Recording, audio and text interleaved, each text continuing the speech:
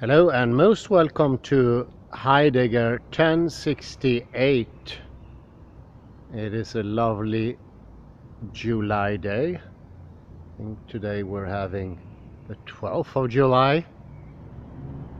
It's not too warm since it's Sweden, about 21 degrees I'd guess. But in the sun it's a bit warmer. This is what one would say in Swedish lagom or clement. Actually, lagom can be applied to many different things. And I'm not sure Heidegger would be suitable for the description lagom. Could be. No. No, I would say no. See if I can find a solution to this low level of camera. Realize I'm constantly getting film from below. See if I can fix that with some sort of machinery. Speaking of which, today we're going to once more go into the article of Mike Witherell, and we will also extend that to talking about philosophy as healing, how we realize that we are in the world and why it's a process. Let me put it like this: you spend a lot of time wanting to understand Heidegger. There is an excellent, just incredible course in Heidegger by the master himself, Hubert Dreyfus. I'll put a link into it. But it goes to show that you have to put in a whole semester just for Heidegger. And I don't remember what he said in the beginning of the course, but in the introduction he said 1/3 won't cope. So why do you do it? There has to be some reward apart from knowing Heidegger. And knowledge is its own reward, as it says. And that's true, but what is that reward, really? Well, according to the philosophy of Heidegger himself, you get wholer, or what description you can use, bodily and spiritually. It is obvious the more I understand about Heidegger. It's been a time now, the whole series is named after him, and at least 120 lectures just trying at the very beginning to get a grip on Heidegger. And it's been, since I first encountered Heidegger, a good 25 years. So you can assure some time has been spent, some sweat has been driven, and I would say now when I get to the last leg of the journey, it is becoming clearer. No longer is it the case that 2/3 or 4/5 of the text is ununderstandable. Now it is opening up. And I'm also starting to realize that doesn't have to be the case. You could well have spent all that time without any success. And the first part of that is you really do need to give up something that you hold precious, or at least that you felt were precious. I realized that when I went into more to mock Witherell and Dreyfus, and is that in the end the arguments are so convincing, so clear, so absolutely fundamental, so you start to change. But it does take some convincing. It's a mixture of beliefs that are very cherished, but there is also an enormous habit, 2000 years of habit. All parts of language, all parts of our demeanor, everything that is yourself is based on that the beings are fundamental in some way. Whether, I would say, whether you acknowledge it or not, whether you try to criticize that or you accept it.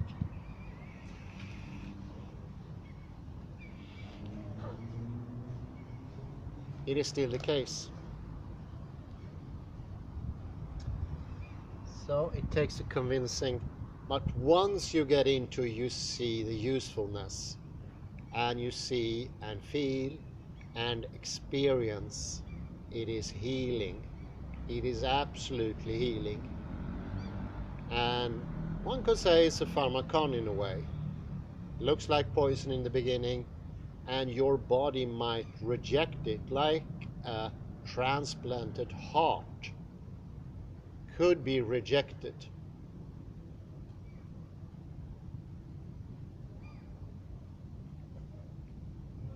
And of course, here the problem is even bigger, because you don't have a heart surgeon, loads of nurses and other people who tried it before that can convince you it's a good way to go. So you will refuse the heart transplant.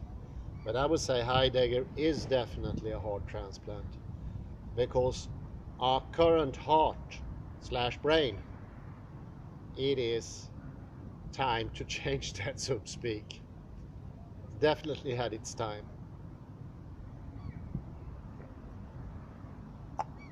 And this is what Heidegger is showing towards.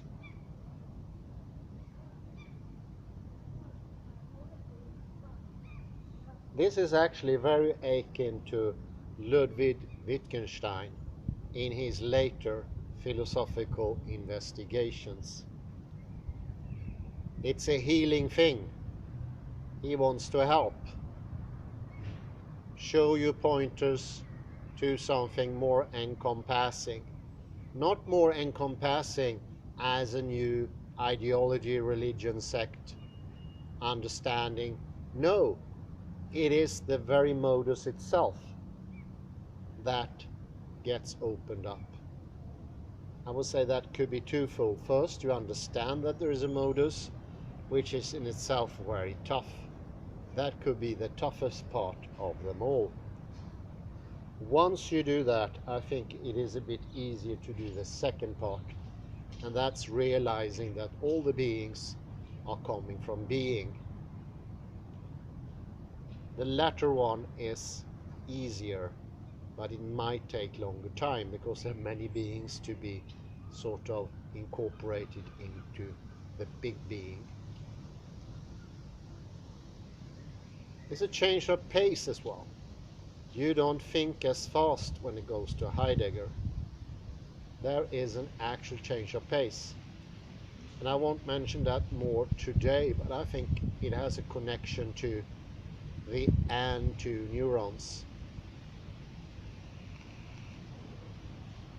That they are giving way for the N1 neurons.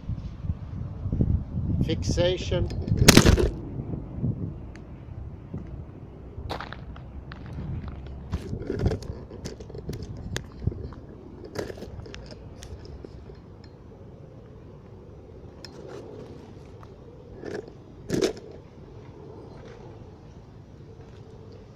Fixation of the beings.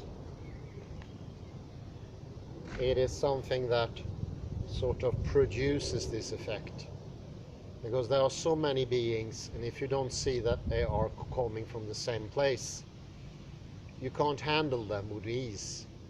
It's a little bit like you are a sculpture, and you don't realize for some reason the mud you're using is all the same mud. What is this? Supposed to be this way? Weird winds today, sorry about that.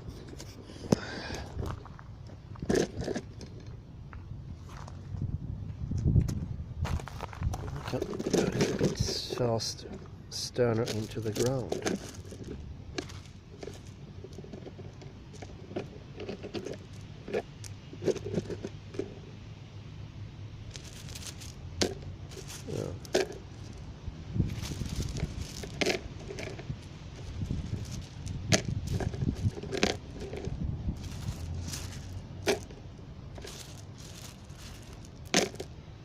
I hope that works.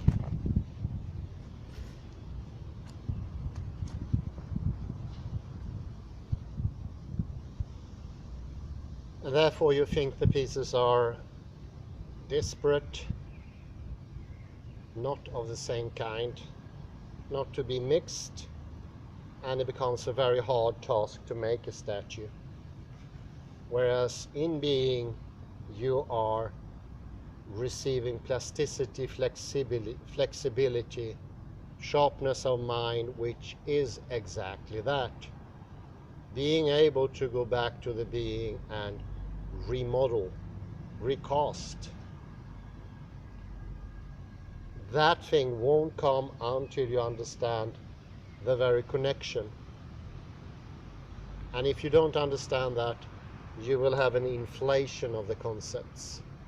There will be lacking their sustenance in the terms of you wanting or be willing to understand which concepts you really understand, the ones that are close to what you practiced, things that you actually done. So you won't be like those painters who can't paint. They imagine they can paint, but they cannot. They will not be able to make glorious paintings that other people would appreciate. And as well, they will not develop because they don't know where their lack of skill is, so they will not train those specific areas.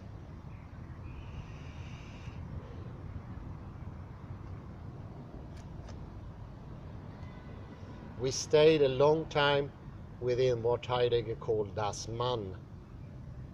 And if you stay there too long or uses das Man as an existence or as a being among beings, that will be in the end the same as drinking 2 bottles of scotch and then trying to have a decent discussion. Everything becomes blunt, unclear, wobbled, there is no direction, and this lack of direction can be observed from inside, from outside, from any direction you want.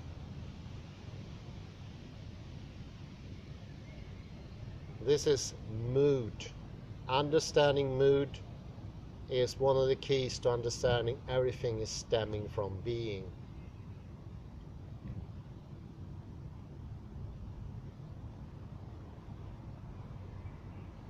But we all use mood still, otherwise you would not be able to be understood by anyone.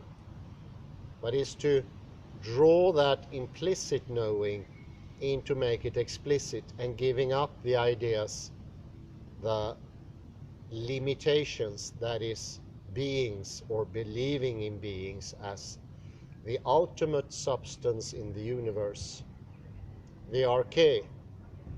So they are all good, but they should not be treated as an arche. And being itself is not going to be an arche either. It is going to be completely different. But it's still that spot or that place or that foundation or that origin, maybe closer to the truth, where everything stems, where everything is coming from. And therefore, reading Heidegger is like coming back home. Everything will still be familiar. It's the same old world you always inhabited. And you actually don't have to change anything. But it will feel like home.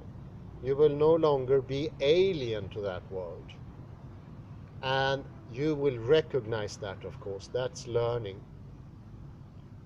This will further your health. That will make you more wholesome, more get together, more understandable.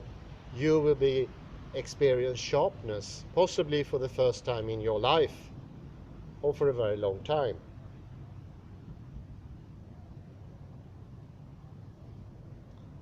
If you understand less, you will have less health, less balance, less directionality,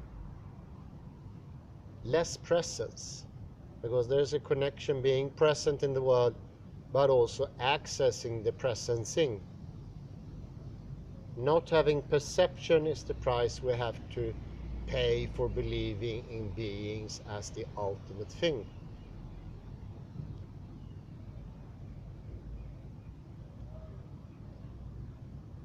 Otherwise, we're stuck with the old heart. We will be blunt and intellectual. We will be like those 2 bottles of Scotch people. We will not be able to access higher language. There will be no abstraction in the true sense. Abstraction in the true sense, it is that you really know the concepts you're talking about.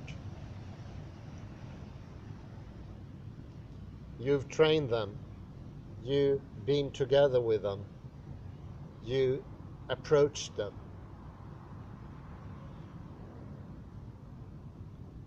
The position of Heidegger and Wittgenstein, although the writing styles are extremely different, but there are similarities. It seems that they both are pointing to a truer origin of language, healing our life world, so to speak, as Wittgenstein would put it. Whereas in Heidegger it's more of wanting to understand something.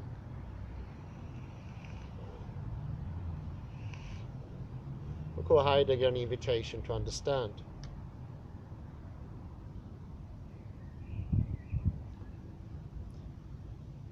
Unlike Wittgenstein, Heidegger didn't have a clear disdain for modern academia,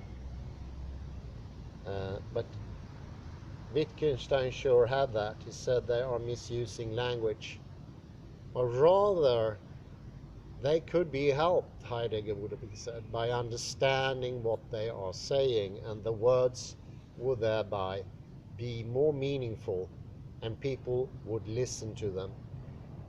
And their books, their writings, their discussions, whatever, it will all be more close to home, to this world, not otherworldly.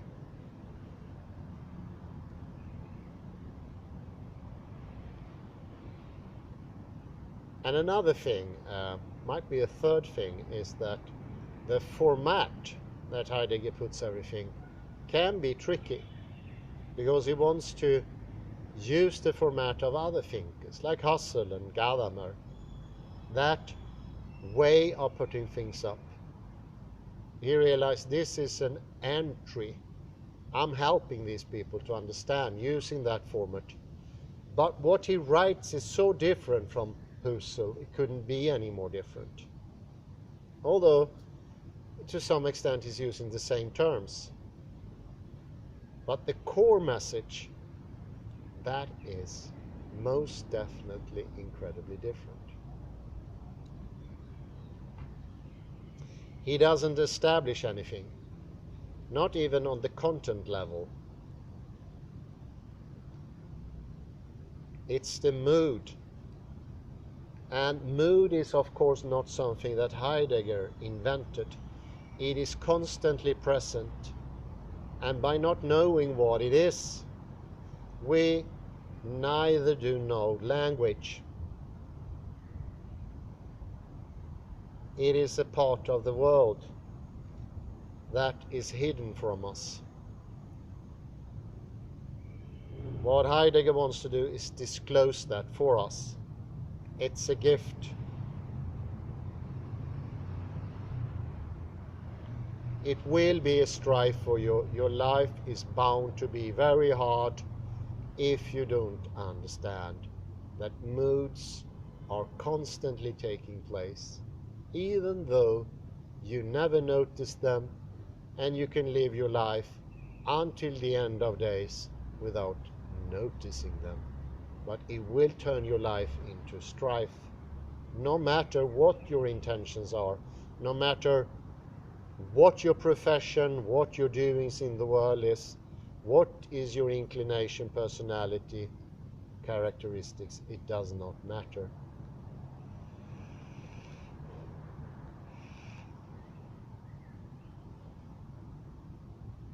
Then you will also know why and how the Western mind is at its very closure.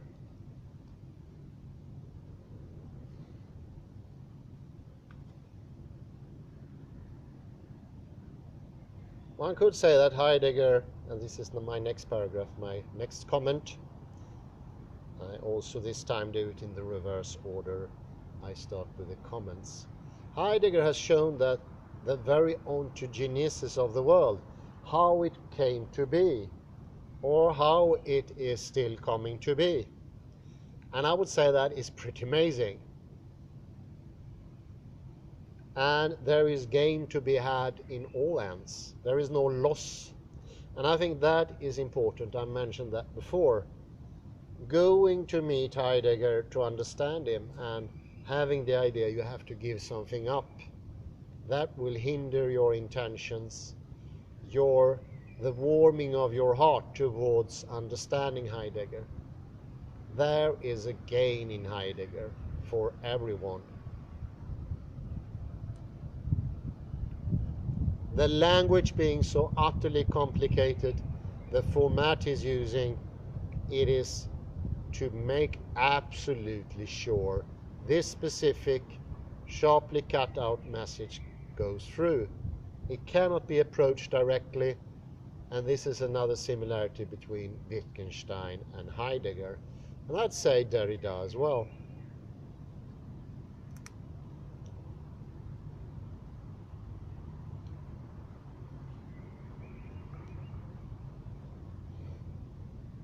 I'll put it up then 3 or 4 different sub things here. If we don't know how the concepts, the words or the categories of our existence, our very Dasein works, we are bound to be pretty lost. Language is not something trivial and extra to the world. I would say it's the greatest thing there is. In the beginning, it was the sound or the word. I'd say it's responsible for all that is human. And even further than that, what is good is language. What is spiritual? What is our history? What is our manners of discerning, analyzing, understanding, even being reflective? All that is contained in language.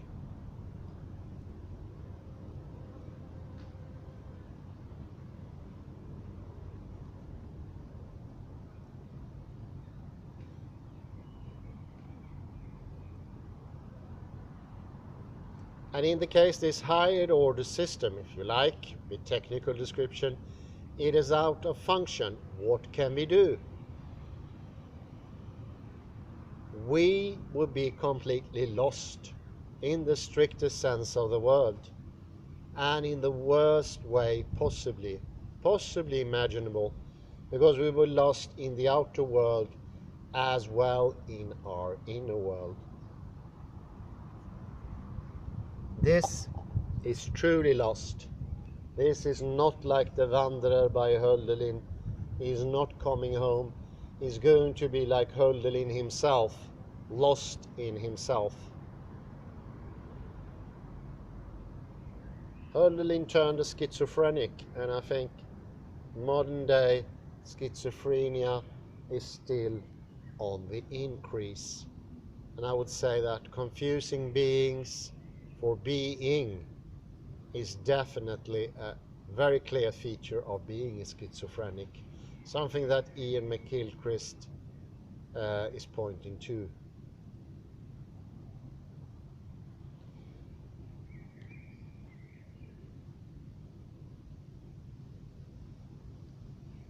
We would not know how to use things. That soup will not be able. We will not be able to execute language, consume language, listen. We automatically close our ears, because confusing beings for being will close the ears. Then you have no chance of understanding what's said.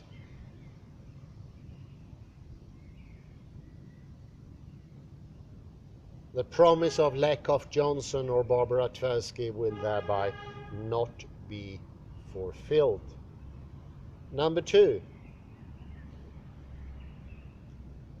in today's world, the people who are supposed to be the one showing others or having an understanding, being intellectual, being able to do abstract thinking, are not elevated.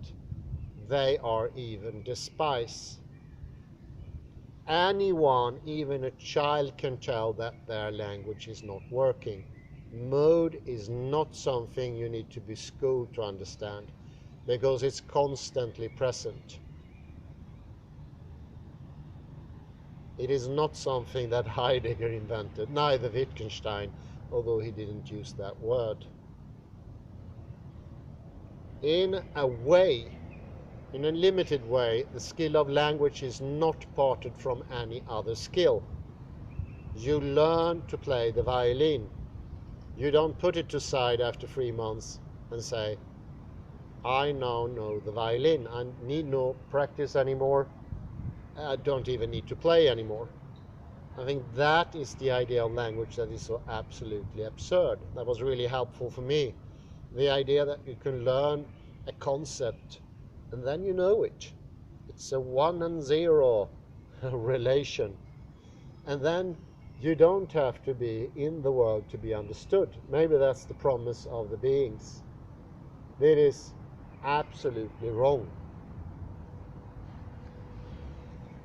Language in that way is like any other skill. For each iteration of a word, you know it better. And there is no end to that. There is no 0 or 100% of understanding. Monosemism never ever were a thing of the world or any other thing. It is just not knowing that is monosemism.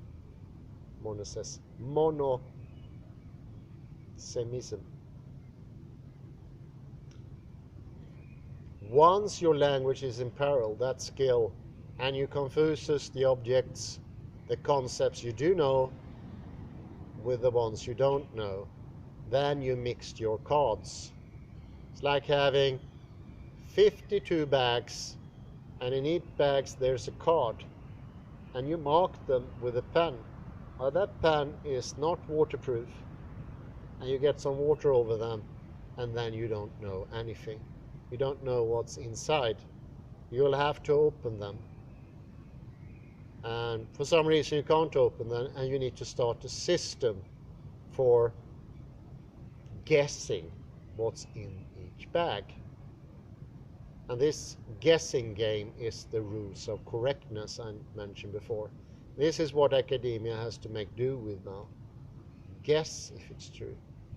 And I think saying in many cases no better than chance. Some cases it's a little better, and that's enough to keep up the illusion of an understandability, that they do understand what they are saying.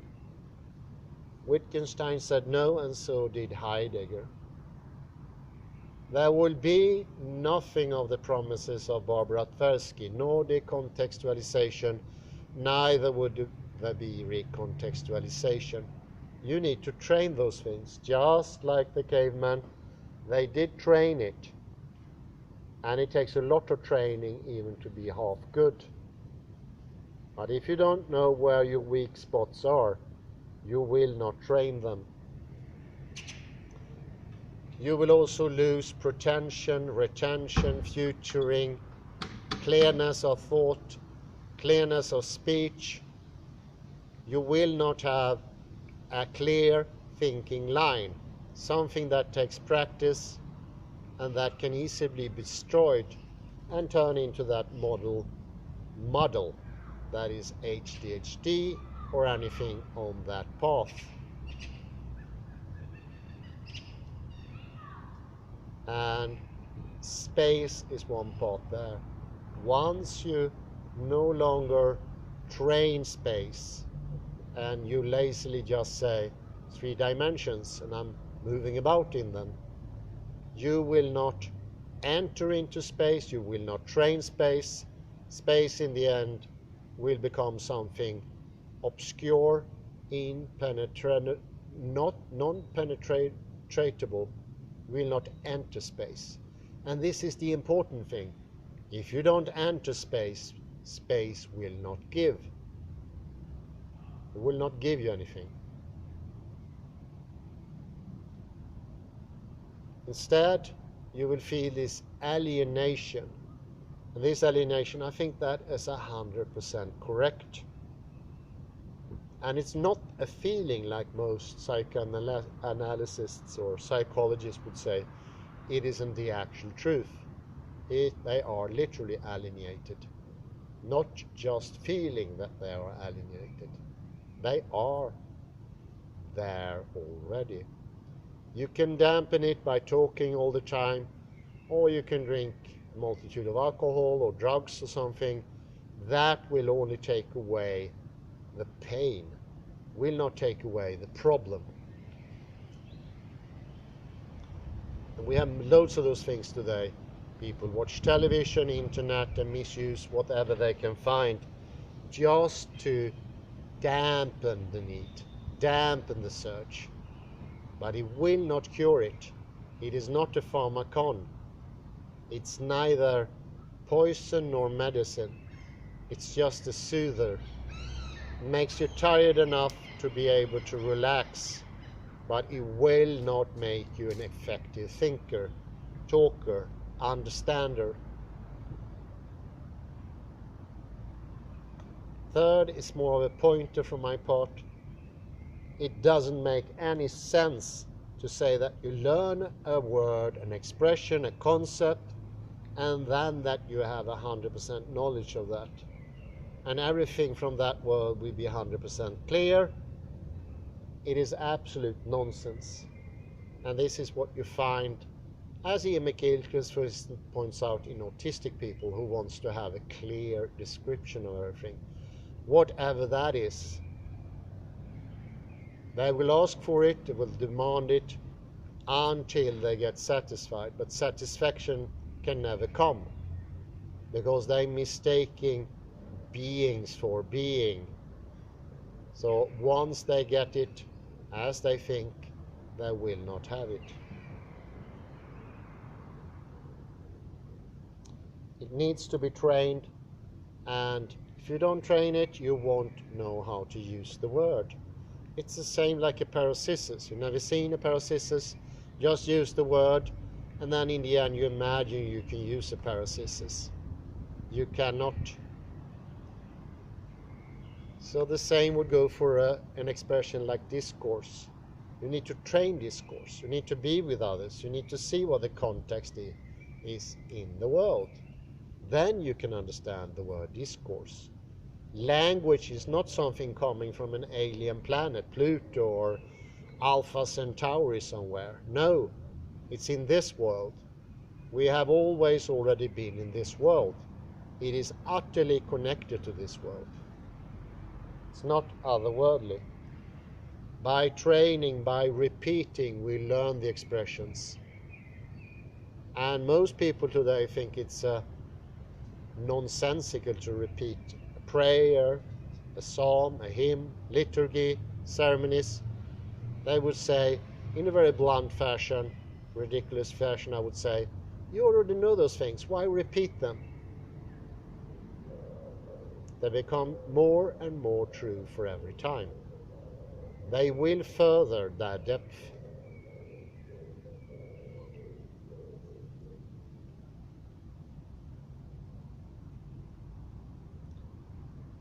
Language is not given to us from some outside place. Didn't travel here on a moon rocket. Neither is human beings outside of this world. We are most definitely inside this world, and we will be until the day we leave it. We will never literally leave it that way. That's the old space talking.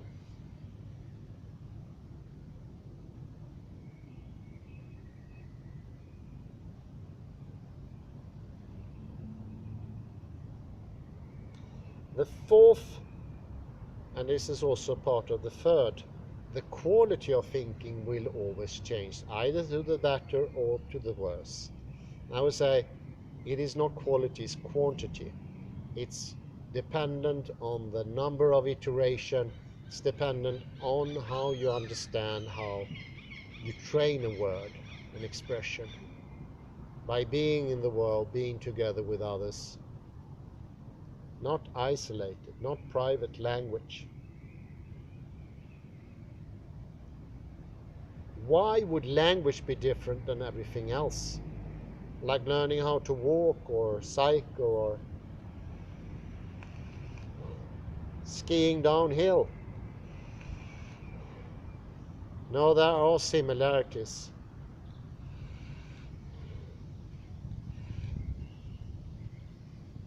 And this, according to me, is what brought forth the meaning crisis. And the lack of understanding of language and the defilement of language. I would say linguistics most definitely was an absolute defilement of language. Turning it into a being, putting it into a cage, making it four-handed, dissecting it, doing like Norman Chomsky, shame on you, parting it even more and make it ununderstandable, the greatest gift ever to humanity, or the world, I would say even, doing all sorts of horrid things.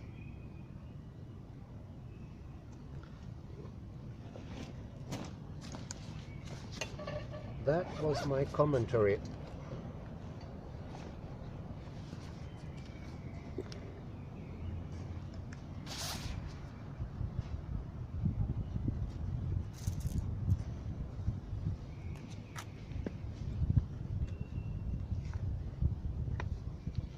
Well, I continue on page 11. On the one hand, we have seen that Dasein in its everyday being in the world primarily interprets itself in terms of its world. That is, it understands its identity, as well as the identities of other Dasein, in terms of the norms which govern the use of publicly available equipment and the social interactions which are built up around cooperative projects. On the other hand, we must recognize that this everyday existence is for the most part inauthentic, meaning it's public. It is governed by norms available to everyone, leveled down. It only does what anyone could do, and is burdened of responsibility for its own decisions.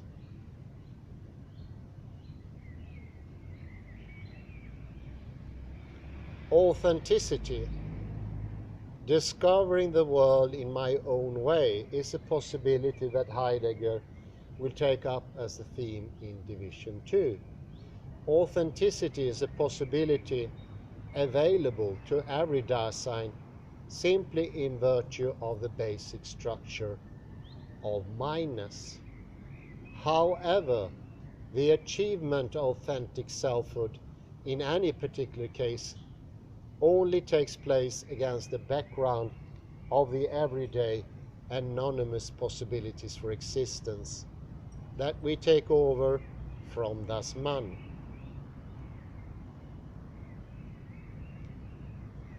In chapter 5, Heidegger criticizes certain traditional approaches to ontology for their unrestrained tendency to derive everything and anything from some simple primal ground. Heidegger's ontology, by contrast, is methodologically open to the possibility of equiprimordiality. Equiprimordial phenomena cannot be derived from something more basic and cannot exist without each other. As we've seen, Heidegger argues that Dasein and the world are equiprimordial, while he devoted a separate chapter for to focusing on each. World in chapter 3, Dasein in chapter 4. Heidegger emphasized throughout that being in the world is a unitary phenomenon. There cannot be a world without Dasein, and one cannot be a Dasein without a world. In chapter 5, the task is to specify the relationship between Dasein and the world. And this cannot be thought of on the model of the way of two occurrent entities, each constituted independently of each other, interact on the basis of their own independently constituted properties. For instance, being in is not the spatial containment of one object within another, and it is not a representational relationship between a subject, Dasein, and an object, the world.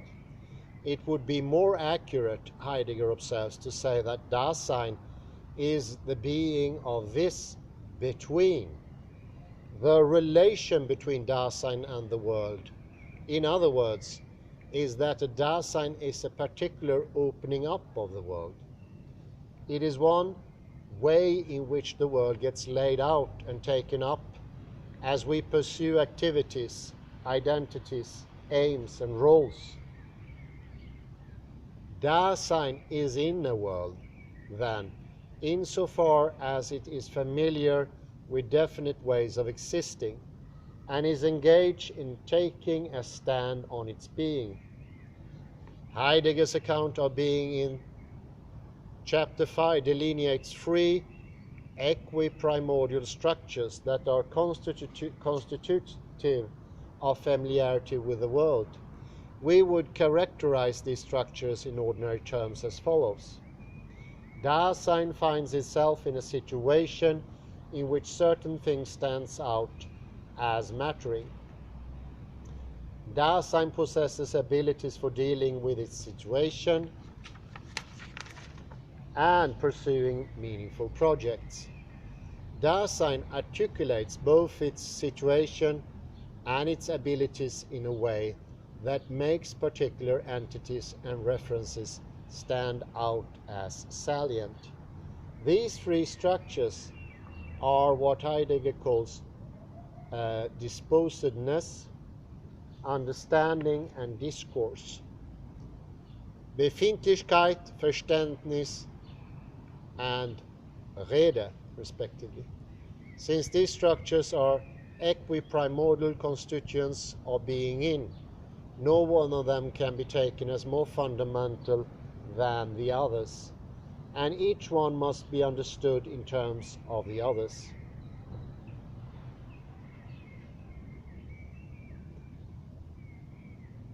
There is a significant passive aspect to being in. Dasein finds itself already situated in a particular world, which is arranged in a definite, concrete fashion, where particular things have already shown up as mattering.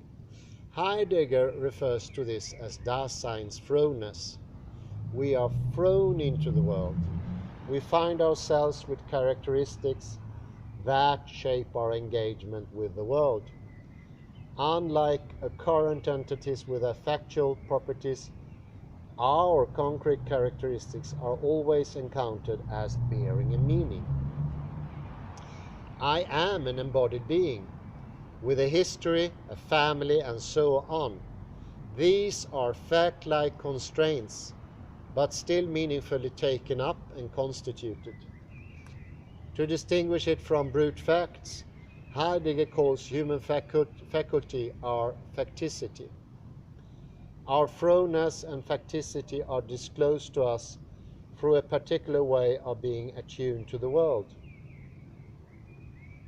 Heidegger calls this our disposedness, and it involves the way we found ourselves saddled with dispositions, aims, desires, skills, and particular ways of making sense of the world.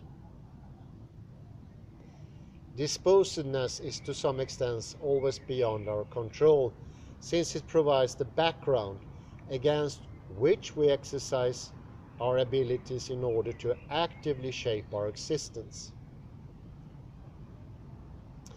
One concrete phenomenon in which our disposedness manifests itself is mode, Stimmung. For Heidegger, a mode is not merely an emotional state into which one falls on a certain occasion, based on one's reaction to events and objects, coloring them subjectively with a certain positive or negative valence. On the contrary, one is always in a mood, and it's only in the terms of one's mood that events and objects show up to one as significant. Very important. Particular emotions and feelings and passions occur against the background of this more basic mood.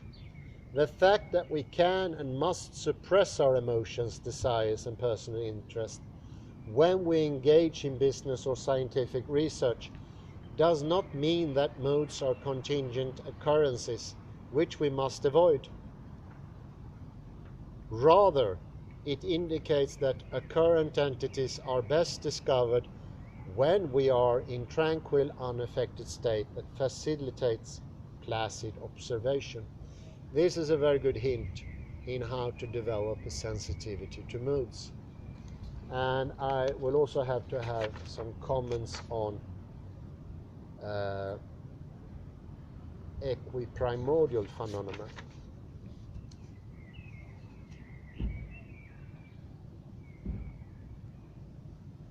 Equiprimordial is in contrast to the idea that something is more substantial or foundational.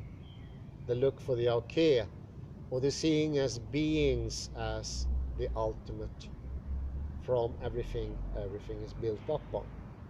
And this is very similar to just having one part.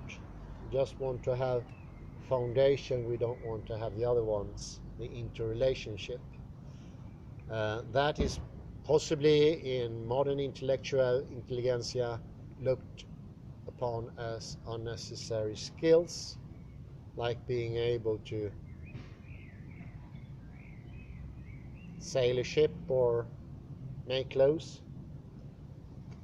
This very idea of different levels, this is what Heidegger is pointing to as being weird, because if you take away things higher up, you also lose foundation. This is similar in some fashion to distinctiveness and generality. Take away distinctiveness and you also lose generality, and vice versa.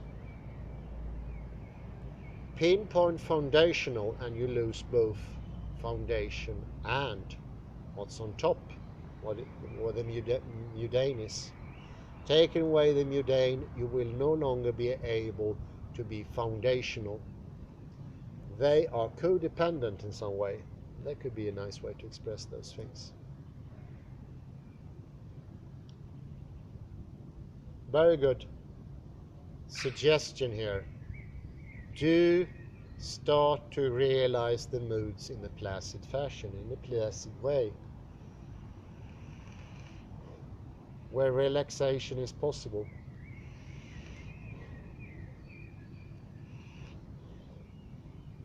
Leave some of your stuff, maybe not all of them, but some of your stuff behind.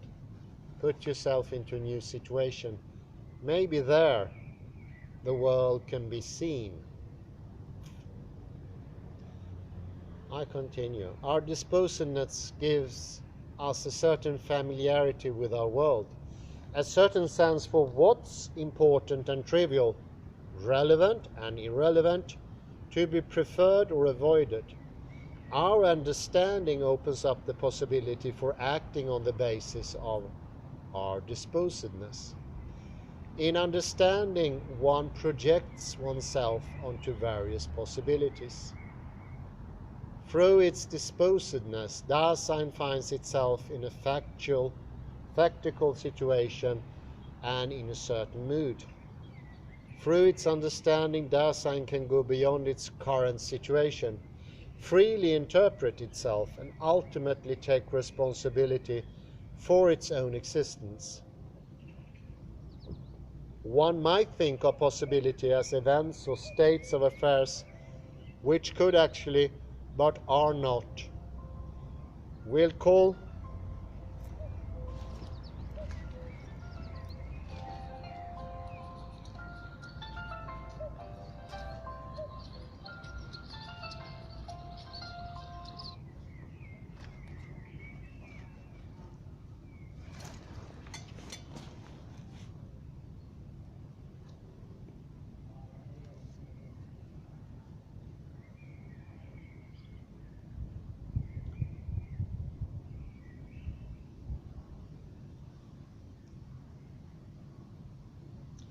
our understanding opens up the possibility for acting on the basis of our disposiveness. This is why you need that tranquil, placid place.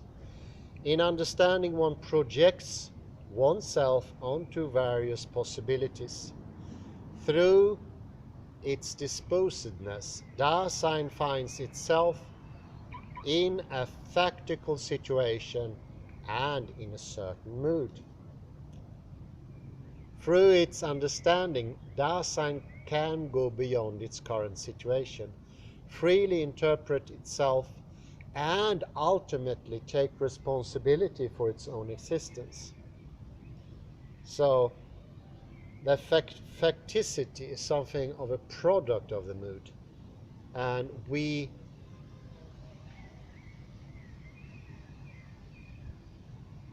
don't make a distinction there. The facticity is what we take for granted, like a bee or a plant. But for us, it is not facticity. A Dasein is not a plant or a bee or a house. We can take responsibility by understanding the mood. One might think of possibilities as events or states of affairs which could be actually but are not. We'll call such things possible actuals to distinguish them from what Heidegger means by possibility. Possibilities, as Heidegger understands them, are orders of meaning, whole coherent ways of organizing what is actual and possible actuals. To use a game analogy, the rules of the game are the possibilities. They describe the different meaningful configurations into which different moves in the game and different game pieces can enter. The rules are never actually in the way that a thrown pitch in the baseball is either actual or a possible actual. In understanding, we project onto possibilities, and meaning we grasp the actual in terms of space of significations that governs how the actual relates to other things, how it develops, what opportunities it affords, and so on. You see how this goes into the most important business of our lives. Contrast to the schizophrenic who thinks space is outside him or herself. That's a scary viewpoint. Moving about in the space, not being part of space. I think that might be a sure recipe for getting nuts. As one pursues those possibilities, one interprets oneself and the possibilities, developing them and working them out. Heidegger calls such a commitment to a particular understanding interpenetration. Whenever Dasein deals with available entities, it interprets them in a certain way. For example, the average individual possesses the ability to use doors. This is an open-ended ability which can be applied to an indefinite variety of particular doors, whether they have handles, knobs, or latches, whether they must be pushed or pulled, whether they are rotating doors or car doors. In opening a door, I put this understanding to work and refine my ability as I become precisely responsive to that particular door. Thus, an interpretation need not be an explicit act of thought or assertion. To be sure, such acts also count as interpretations, but they are derivative rather than paradigmatic instances of the basic structure of interpretation, which Dasein exhibits in everything that it does.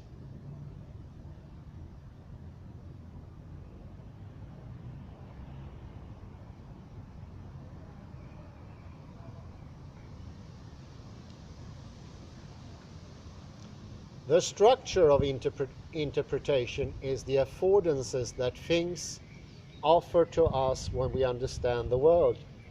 Heidegger calls the structure of affordances the as structure. For example, the desk shows up as affording writing, the knife as affording cutting, and so on. Every perception, cognition, or action takes things as meaningful and responds to what they afford within the world. Assertion is a derivative form of interpretation, the basic sort of interpretation in which we take a something as something, that is, experience it as affording such and such, need not pick an entity out explicitly, and display it as having a determinate, propositionally communicable property. By an assertion does just this. It picks out a particular entity as subject, picks out a property of this entity as predicate, and then expresses the relationship of the entity and its property in the form of judgment.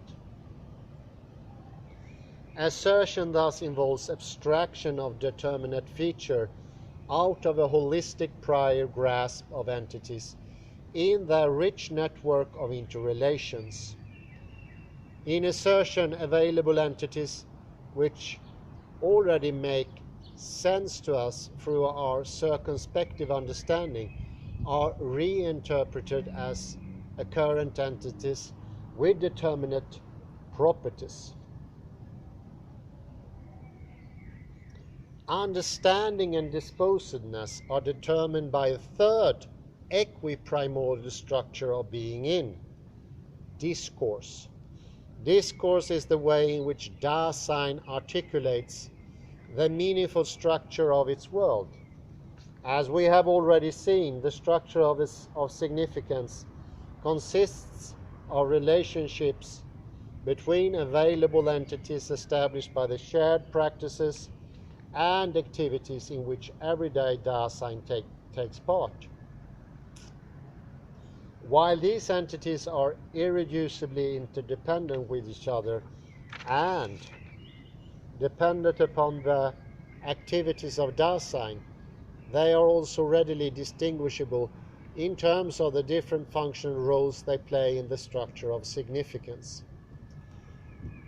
Indeed, we are able to speak of individual available entities such as hammers, pens, or doors, but if we are to understand these entities in a manner appropriate to their being, we must keep in mind that their essence consists in their holding a place in the world, thus guiding and constraining and facilitating interaction with each other and with Dasein. Dasein finds itself thrown into a situation in which certain entities show up through their significance relations. Dasein understands these entities and their relations insofar as it has the ability to make use of them in its activities. But all of this presupposes that the world has been articulated into nodes of signification, and this is the contribution of discourse. On particular occasions, an individual Dasein can express this articulation of its world by means of language.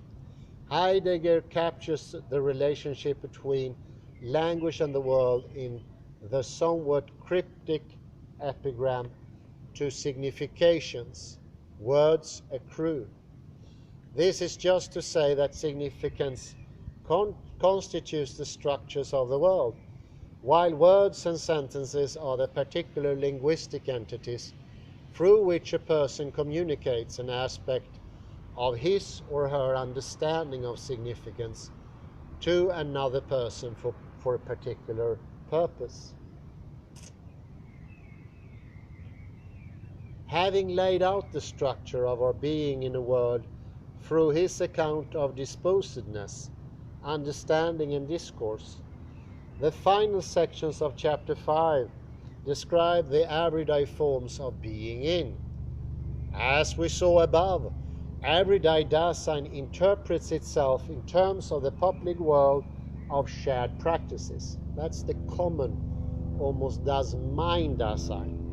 Important to see that, as Dasein has a tendency to cleave to his anonymity. In doing so, it inauthentically rids itself of the burden of taking responsibility for its individual existence.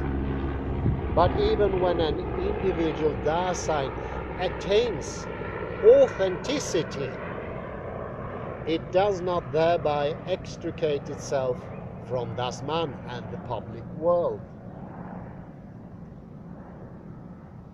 It continues to let itself be absorbed in activities of everyday life. In the way it is arranged, the shared public world facilitates certain kinds of activity and discourages others. There is thus a constant tendency, as we get in sync with the world around us, to become absorbed in normalized conventional ways of doing things. This absorption in the public world is what Heidegger calls the falling, verfallen of Dasein. And this, of course, is modernity, my comment. It's been falling into absorptions of the beings, not being, beings. And that falling is in itself to believe in an arche. So don't see the belief in an arche as a proper belief, something that you want to believe or that you make up. It's an actuality. It's a facticity, not a belief. You've fallen down and you start to believe, or you experience. That's more correct. More correct to see it as falling down and then you experience it. Cannot be criticized, not by yourself, not by anyone else. That's verfallen.